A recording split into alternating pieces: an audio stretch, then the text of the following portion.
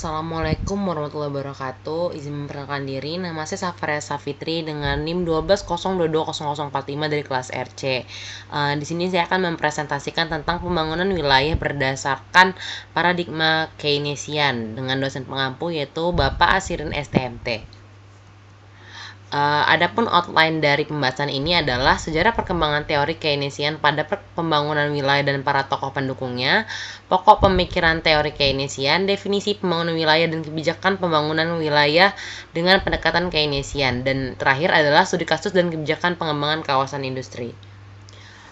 Sejarah perkembangan teori Keynesian pada pembangunan wilayah dan para tokoh pendukungnya. Sejarah teori Keynesian sendiri yaitu ekonomi Keynesian atau disebut juga dengan Keynesianisme dikembangkan oleh John Maynard Keynes dengan pendekatan khas yaitu pada bagian permintaan ekonomi dan peran pemerintah dalam meningkatkan dalam mengelola permintaan.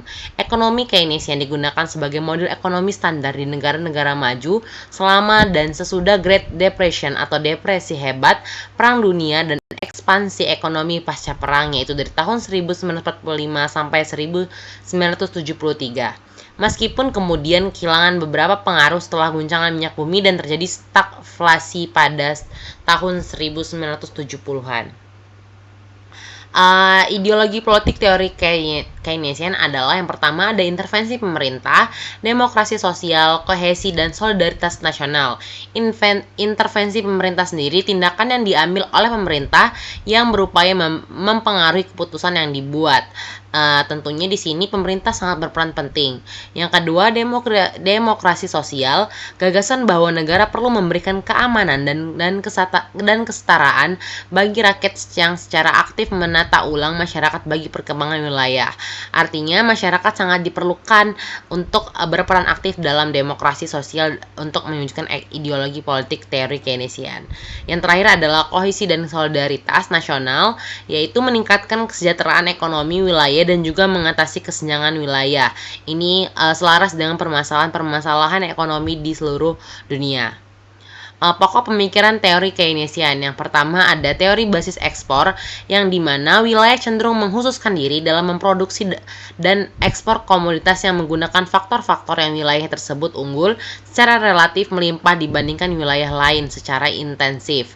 Wilayah cenderung menghususkan diri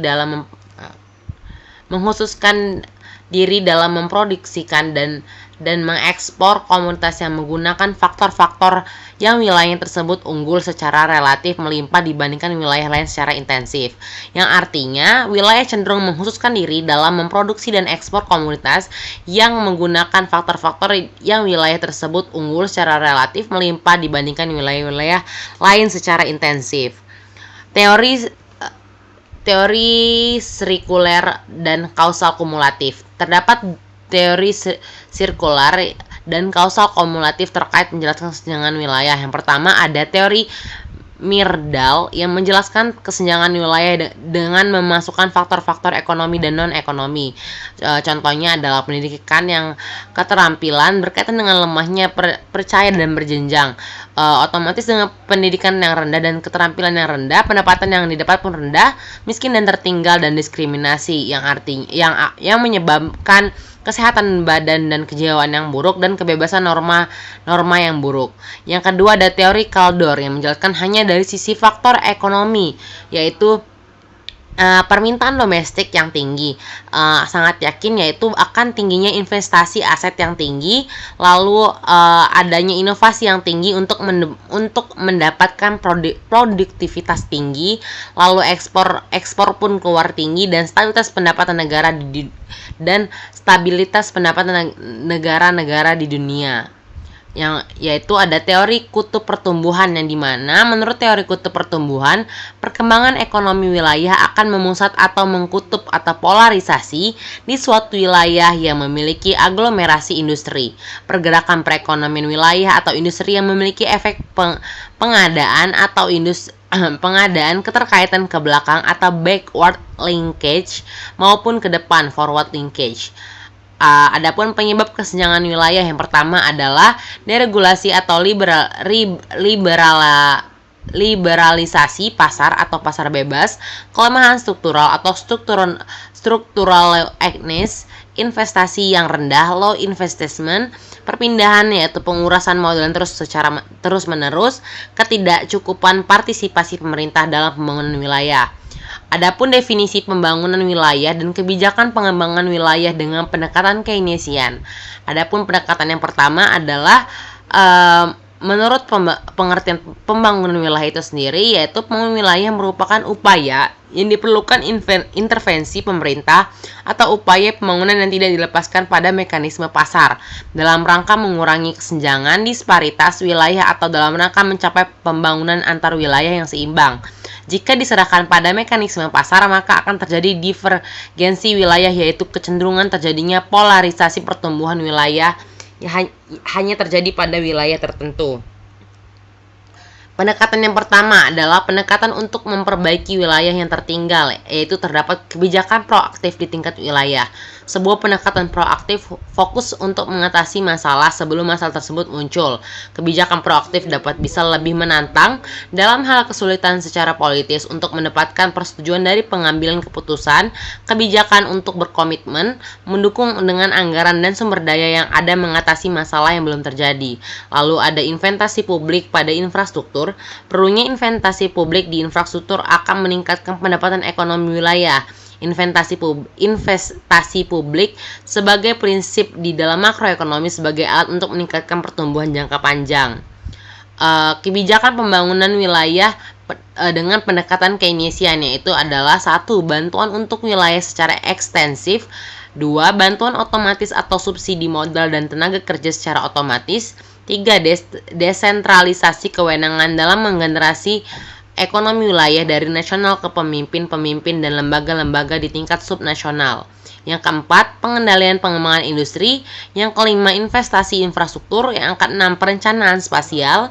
Yang ketujuh, nasionalisasi industri. Yang ke-8, pengelolaan kota dan pengembangan kota baru. Yang ke-9, stimulasi atau dukungan untuk industri yang berorientasi ekspor. Yang ke-10 ada inovasi kelembagaan perekonomian. 11, pembangunan kawasan-kawasan industri yang bisa menggerakkan efek berganda. Adapun studi kasus yang saya ambil adalah Pangkal Pinang Indo atau Industrial Park atau PPIP Kota Pangkal Pinang. Peraturan Presiden nomor 74 tahun 1971 menetapkan bahwa Pulau Pangkal Pinang dijadikan sebagai kawasan khusus industri. Pulau Pangkal Pinang menjadi wilayah pertama pusat industri di Indonesia yang dirancang dengan matang. Ada beberapa faktor yang menyebabkan Pulau Pangkal Pinang ditetapkan sebagai kawasan industri di Indonesia, yaitu faktor geografis, ekonomi, serta fisik lainnya. Pangkal Pinang Industrial Park atau yang di saat ini dikenal dengan Pangkal Pinang Indo Investment Cakrawala (PIC) merupakan objek vital nasional sektor industri OVNI, terletak di Muka Kuning, Kecamatan Sebduk, Kota Pangkal Pinang. Kawasan ini merupakan kawasan industri pertama dan terbesar di Pangkal Pinang yang beroperasi pada tahun 1990 di bawah naungan PT Pangkal Pinang Indo Investment dan Pangkal Pinang Industrial Management. Pangkal Pinang berdasarkan RT RW Kota Pangkal Pinang tahun 2021 sampai tahun 2041, kawasan peruntukan industri memiliki luas kurang lebih 11.603 hektar yang tersebar di 12 kecamatan. Dalam mewujudkan pengembangan wilayah industri, maka diperlukan kebijakan pengembangan kegiatan di industri pengolahan yang berwawasan lingkungan dengan melakukan 1. Melakukan optimasi pengembangan kawasan melalui peningkatan nilai ekonomi kawasan yang dimana dapat dilakukan dengan mempermudah perizinan usaha industri yang ada. 2. Perlu adanya kebijakan dalam meningkatkan kualitas dan kuantitas sumber daya manusia atau SDM dalam mengembangkan wilayah industri. Sekian presentasi dari saya. Jika ada salah kata saya mohon maaf. Saya akhiri. Wassalamualaikum warahmatullahi wabarakatuh.